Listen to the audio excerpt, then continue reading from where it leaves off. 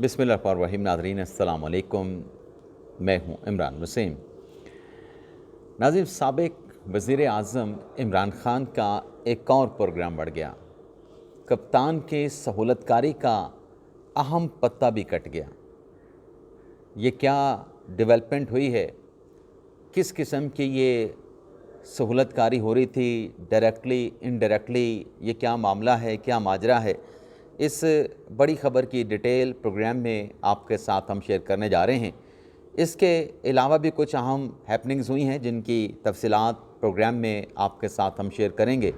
लेकिन प्रोग्राम का आगाज़ करने से पहले आप नाज़रीन से चैनल सब्सक्रिप्शन की दरख्वास्त करेंगे कि जिन दोस्तों की जानिब से अभी तक हमारे चैनल को सब्सक्राइब नहीं किया गया, उनसे दरख्वास्त होगी कि चैनल को सब्सक्राइब कर लें, बेल आइकॉन का बटन प्रेस करें और अगर आपको हमारी वीडियो पसंद आती है तो इसे लाइक भी करें और शेयर भी करें। पहली खबर से नाज़रीन गुफ्तगू का आगाज़ करते हैं। तहरीक इंसाफ की खातून रहनुमा आलिया हमज़ा, जो 9 मई के मुकदमात में तवील अरसे तक जो है वो कैदोबंद की सहूलतें बर्दाश्त करती रहीं, लेकिन अल्टीमेटली उनको रिहा कर दिया गया। उनके तमाम मुकदमात में जो ज़मानतें थीं वो एक्सेप्ट कर ली गई,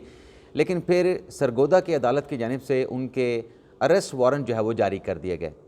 आज PTI की खातून रहनुमा आलिया हमज़ा की जानिब से इस्लामाबाद हाई कोर्ट से अबूरी ज़मानत के लिए रजू किया गया। बाज़ाब्ता तौर पे जो तहरीक इंसाफ की लीगल टीम के लॉयर हैं इश्तियाक अहमद ख़ान, उनकी जानिब से इस्लामाबाद हाई कोर्ट में पटिशन दायर की गई और साथ में अर्ली हेयरिंग की दरख्वास्त भी दी गई। इम्कान ये था कि आज इस दरख्वास्त के ऊपर समाअत होगी, लेकिन अब तक जब मैं ये प्रोग्राम रिकॉर्ड कर रहा हूँ, आलिया हमज़ा की दरख्वास्त के ऊपर जो समाअत है वो नहीं हो सकी है। इसके अलावा नाज़रीन, आज इस्लामाबाद हाई कोर्ट में तहरीक इंसाफ के social media activist Azhar Mashwani के भाइयों की बाजियाबी के हवाले से मुकदमे की बड़ी अहम समाअत हुई है और आज की समाअत में जस्टिस मियां गुल हसन औरंगज़ेब ने दोनों भाइयों की बाजियाबी से मुतल्लिक रिपोर्ट तलब कर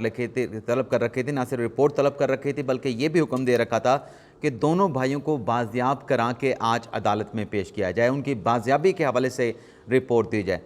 तो आज जस्टिस मियां गुल हसन औरंगज़ेब ने इस केस की समाअत की है। गुज़िश्ता रोज़ बाबर अवान साहब की तबीयत ठीक ना थी, जिसकी वजह से इस केस की समाअत को मुलतवी किया गया। अटॉर्नी जनरल भी दस्तयाब नहीं थे सुप्रीम कोर्ट में मुबारक सानी केस की समाअत की वजह से। तो आज जब इस केस की समाअत का आगाज़ हुआ तो जज साहब ने additional attorney general Munawwar Duggal साहब से पूछा कि क्या इस केस में कुछ पेशरफ्त हुई है, कुछ मालूम हो सका है कि दोनों जो गुमशुदा अफराद हैं, भाई हैं, वो कहाँ पे हैं, उनकी बाजियाबी से मुतल्लिक कोई रिपोर्ट है, कोई पेशरफ्त है? तो इस पे additional attorney general Munawwar Duggal साहब ने ये कहा कि कोशिशें जारी हैं और आला सतह पे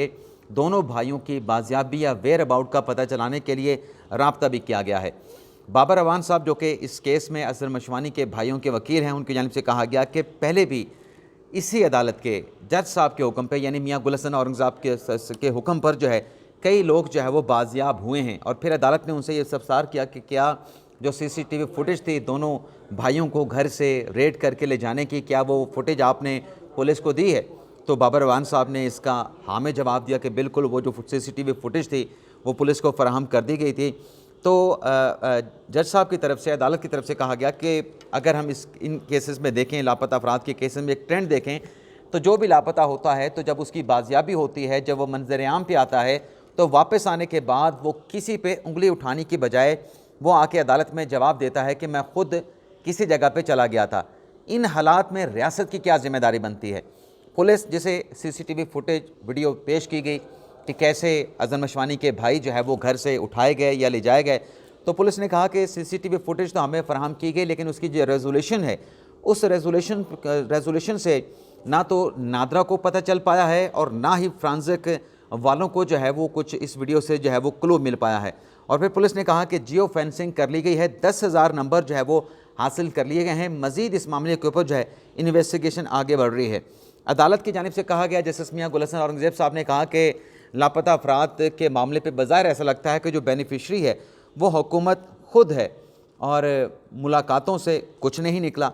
बाबर अवान साहब ने कहा कि आप इस केस में ऐसा करें कि वज़ीर आज़म साहब को बुला लें। मुलाकात से कुछ नहीं निकला। वो जज साहब बात कर रहे थे कि अटॉर्नी जनरल ने मुलाकात करनी थी वज़ीर आज़म के साथ, क्या उस मुलाकात से कुछ निकला? तो जिसने अटॉर्नी जनरल ने जो जवाब पहले दिया था उसी जवाब को फिर दोबारा दोहरा दिया। बाबर अवान साहब ने कहा कि इस केस में आप वज़ीर आज़म को समन करें,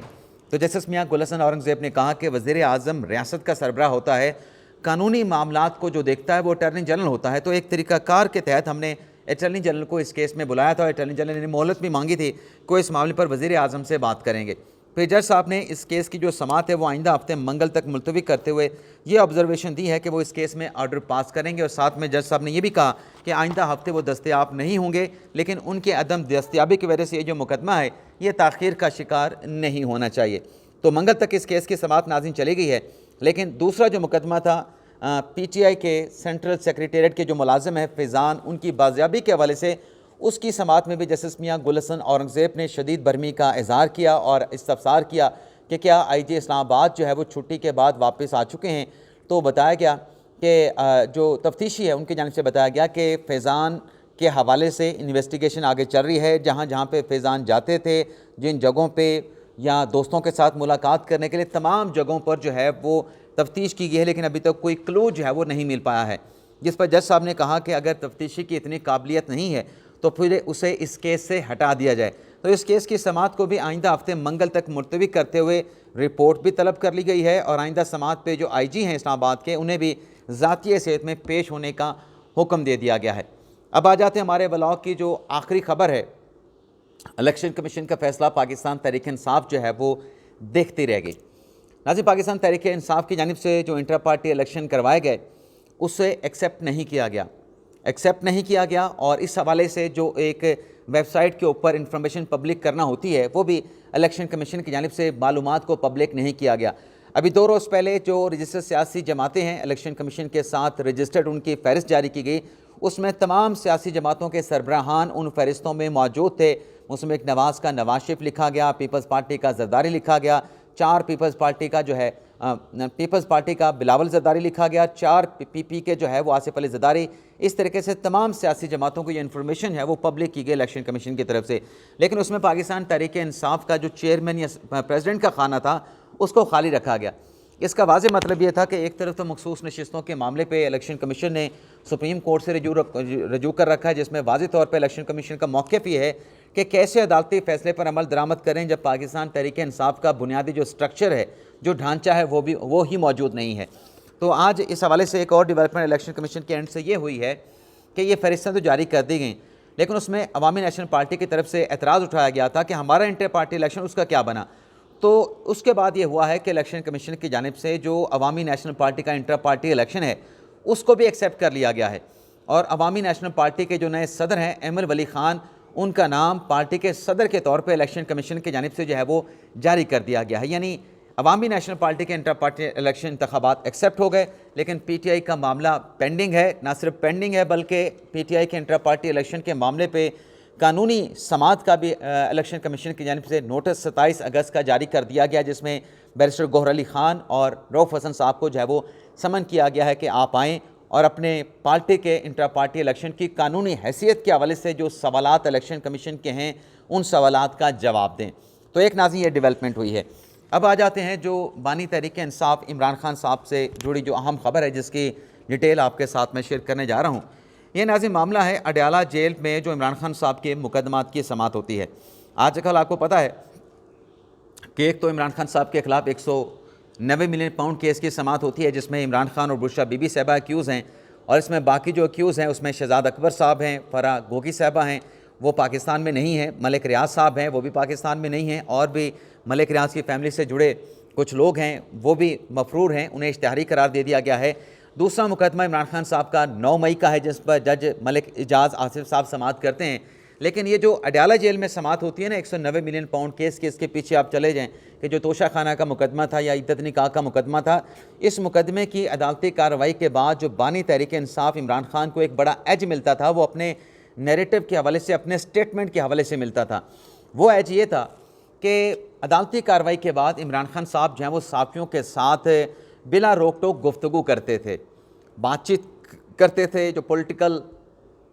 इशू चल रहा होता था उसके ऊपर अपनी राय देते थे। अभी आप हालिया चंद दिनों की अगर हम बात करें कि जब फ़ौज की जानिब से बहसीत इदारा ये फ़ैसला किया गया कि फैज़ हमीद का कोर्ट मार्शल किया जाएगा और इस हवाले से ISPR की जानिब से अलामिया भी जारी किया गया, तो पहले जब ये खान साहब तक बात पहुंची कि फैज़ हमीद के कोर्ट मार्शल का फैसला हो चुका है, कोर्ट मार्शल शुरू हो चुका है, तो इमरान खान साहब ने और पाकिस्तान तहरीक-ए-इंसाफ ने इस सारे मामले से लाताल्लुकी का इज़हार किया। फिर दूसरी समात में इमरान खान साहब ने कहा कि जनरल फैज़ हमीद तो हमारा असासा थे, उनको ज़ाया कर दिया गया, लेकिन हमारा इसके साथ कोई ताल्लुक़ नहीं, मेरा उनके साथ रब्ता कैसे था उसकी भी खान साहब ने वजाहत पेश की। लेकिन फिर तीसरी मरतबा जो इमरान खान इस कोर्ट मार्शल के मामले से लाताल्लुक़ का इज़हार कर रहे थे, उन्होंने इस मामले से इतना ताल्लुक़ का इज़हार किया कि इमरान खान साहब ने फैज़ हमीद के कोर्ट मार्शल का मुतालबा कर दिया कि कोर्ट मार्शल जो है वो ओपन होना चाहिए, मीडिया के लिए ओपन होना चाहिए, मीडिया की रिसाई होनी चाहिए, यानी ओपन कोर्ट में उन्होंने समाअत का कह दिया। अब वो कप्तान जो एक मरहले पे लाताल्लुकी कर रहा था, फिर इस मामले के साथ अपना ताल्लुक जोड़ के कहता है कि ओपन ट्रायल किया जाए।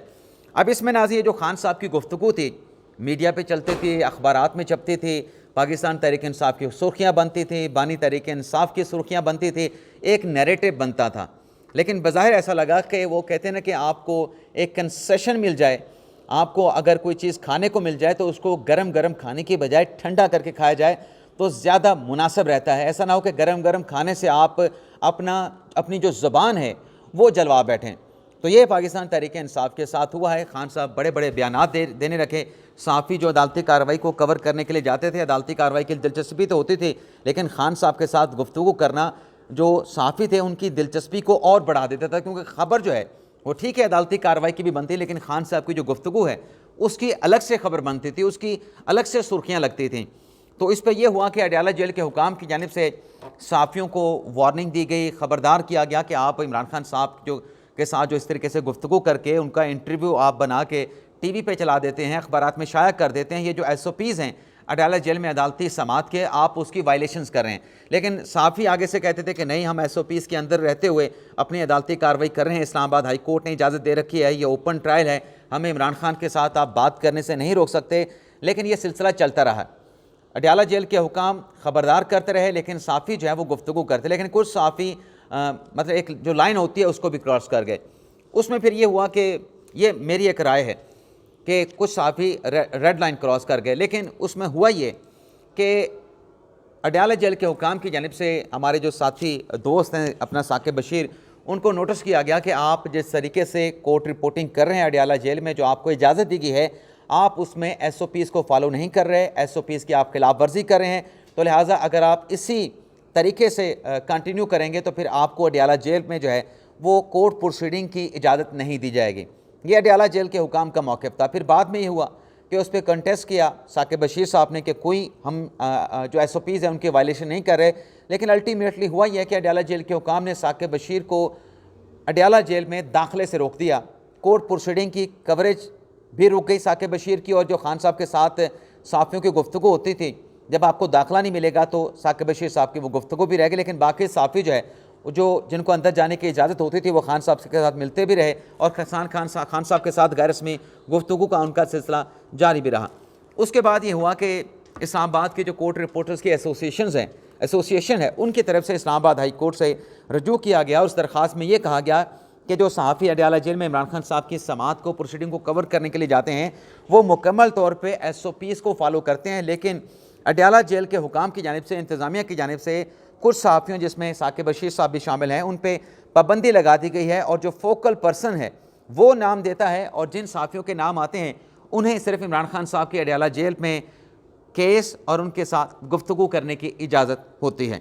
अच्छा, इस अदालती कार्रवाई पे जो कि एसोसिएशन ने रजू किया इस्लामाबाद हाई कोर्ट से, जस्टिस मियां गुल हसन औरंगज़ेब साहब ने समाअत की। समाअत के ऊपर नोटिस हुआ, अडयाला जेल के हुकाम पेश हुए। अडयाला जेल के हुकाम ने वो रिपोर्ट और वो जो नोटिस था जो कि साकिब बशीर को दिया गया वो अदालत के सामने रख दिया कि ये हमने साकिब बशीर को नोटिस दिया था और ये इस तरीके से उसकी वायलेशंस हो रही है सहाफ़ियों की तरफ से, तो हमने उनके दाखिले पे पाबंदी लगा दी। तो जस्टिस मियां गुल हसन औरंगज़ेब साहब ने रिलीफ दे दिया साकिब बशीर साहब को, और बाकी वो सहाफ़ी जिन पे पाबंदी थी पाबंदी नहीं थी उनको भी रिलीफ मिल गया कि आपको कोर्ट की जो प्रोसीडिंग है उसको कवर करने से, उसको रिपोर्ट करने से आपको कोई नहीं रोक सकता। लेकिन इस समाअत में जो जस्टिस मियां गुल हसन औरंगज़ेब साहब ने जो दूसरी बातें की हैं, जो फ़याज़ महमूद साहब ने आज अपने डेली एक्सप्रेस में रिपोर्ट किया, उसमें जज साहब ने यह कहा है कि जो कोर्ट की रिपोर्टिंग है उसको कंडक्ट करना जो मुतल्लिका जज हैं वो उनकी ज़िम्मेदारी है। यानी एहतसाब अदालत के जो जज हैं नासिर जवेद राना साहब, उनकी ज़िम्मेदारी है कि कोर्ट प्रोसीडिंग को रेगुलेट करें और जो अडयाला जेल के हुकाम सहाफ़ियों को रोक टोक कर रहे थे, उस बारे में भी जज साहब ने सहाफ़ियों को रिलीफ दिया कि इस प्रोसीडिंग को रेगुलेट करने के मामले पर अडयाला जेल की इंतज़ामिया का कोई ताल्लुक नहीं, ये जज साहब का जो है वो डोमेन बनता है। जज साहब ने इस अदालती कार्रवाई को जो है वो रेगुलेट करना है। लेकिन साथ में जज साहब ने, मियाँ गुलशन औरंगज़ेब साहब ने यह भी कहा कि सहाफ़ियों को जो ओपन कोर्ट की अदालती कार्रवाई है उसको कवरेज करने की मुकम्मल इजाज़त होनी चाहिए और अदालती फैसले के ऊपर अमल भी होना चाहिए, क्योंकि अगर कोर्ट रिपोर्टर्स को ये प्रोसीडिंग कवर करने की इजाज़त नहीं होगी तो फिर जो ओपन प्रोसीडिंग के मुकदमात की हो रही है उसके ऊपर भी सवालात उठेंगे। लेकिन साथ में जज साहब ने यह भी कह दिया है अपनी प्रोसीडिंग में, अपनी कार्रवाई में, जस्टिस मियाँ गुलशन औरंगज़ेब ने, कि जो SOPs हैं उसकी सहाफ़ी खिलाफ वर्जी ना करें और सहाफ़ियों को मुलज़म से, अब मुलज़म अडयाला जेल में कैदी नंबर 804 इमरान खान है, तो जज साहब ने यह भी कह दिया है कि सहाफ़ियों को मुलज़म का जो इंटरव्यू है वो करने की इजाज़त भी ना दी जाए, मगर अदालती कार्रवाई को सहाफ़ी रिपोर्ट कर सकते हैं। यानी इस प्रोसीडिंग के बाद बज़ाहिर जो मैं कह सकता हूँ कि नमाज़ें बख्शवाने गए थे, लेकिन आगे से रोज़े भी गले पड़ गए। अब क्योंकि सहाफ़ी कोर्ट प्रोसीडिंग को तो जो है वो रिपोर्ट कर पाएंगे, आज भी अडयाला जेल में 190 मिलियन पाउंड केस की समाअत होनी है, तो इस ऑब्जर्वेशन के बाद, इस्लामाबाद हाई कोर्ट के इस ऑब्जर्वेशन के बाद लगता नहीं है कि जो सहाफ़ी खान साहब के साथ गुफ्तगू करते हैं, जो बातचीत करते हैं, गैर रस्मी गुफ्तगू होती है, उसकी सुर्खियाँ बनती हैं और पट्टियाँ चलती हैं, अखबारात में ख़बरें लगती हैं, तो ये लगता है कि सिलसिला जो है वो ख़त्म हो जाएगा। बात सिर्फ साकिब बशीर साहब की थी, लेकिन अब लगता ये है कि साकिब बशीर साहब को इजाज़त तो मिल गई है, जो कि इजाज़त उनको मिलनी चाहिए थी कि जब कोर्ट ऑर्डर है कि सहाफ़ियों की रिसाई होनी चाहिए, कोर्ट प्रोसीडिंग के ऊपर किसी किस्म की कदगन नहीं होनी चाहिए। लेकिन जज साहब के इन रिमार्क्स के बाद अब लगता ये है कि सहाफ़ियों को खान साहब के साथ जो गैर रस्मी गुफ्तगू करने का एक मौका मिलता था और खान साहब उसमें छक्के लगाते थे, चौके लगाते थे, अपना नैरेटिव देते थे, हर पॉलिटिकल इशू के ऊपर अपना स्टेटमेंट देते थे, अब ये सिलसिला लगता है कि ये भी एक तरीके से इमरान खान साहब की इनडायरेक्टली सहूलतकारी बन जाती थी कि जेल में होते हुए खान साहब अपने बयानात दे रहे थे और वो बयानात छप भी रहे थे, TV पे चल भी रहे थे। तो ये पता भी लगता है खान साहब की इस कोर्ट ऑब्जर्वेशन के बाद कट गया है और अब ये गैर रस्मी गुफ्तगू वाला जो सिलसिला है ये ख़त्म हो जाएगा। इसके अलावा नाज़रीन, और ये मेरे ख्याल से सहाफ़ियों के लिए भी जो एक बड़ा सेटबैक है ये गुफ्तगू का सिलसिला ख़त्म होना। इसके अलावा नाज़रीन, शेख इम्तियाज़ अली पाकिस्तान तहरीक इंसाफ के रहनुमा है, जिन्हें गिरफ़्तार करके अदालत में पुलिस ने पेश किया और उनका 30 दिन का जिस्मानी रिमांड मांगा गया कि मुलज़म से रिकवरी करनी है। ये MPA भी हैं शेख इम्तियाज़ अली, लेकिन अदालत की जानिब से उनका सिर्फ 10 दिन का जिस्मानी रिमांड जो है वो दे दिया गया है। इसके अलावा नाज़रीन, सेक्शन 144 की खिलाफ वर्जी के हवाले से भी लाहौर हाई कोर्ट ने पंजाब हुकूमत को नोटिस जारी करके जो है वो जवाब तलब कर लिया है। तो ये नाज़रीन आज का हमारा व्लॉग, आपसे इजाज़त चाहते हैं। अल्लाह ताला हम सब का हामी नासिर हो, अपनी दुआ में याद रखिएगा। अल्लाह हाफ़िज़।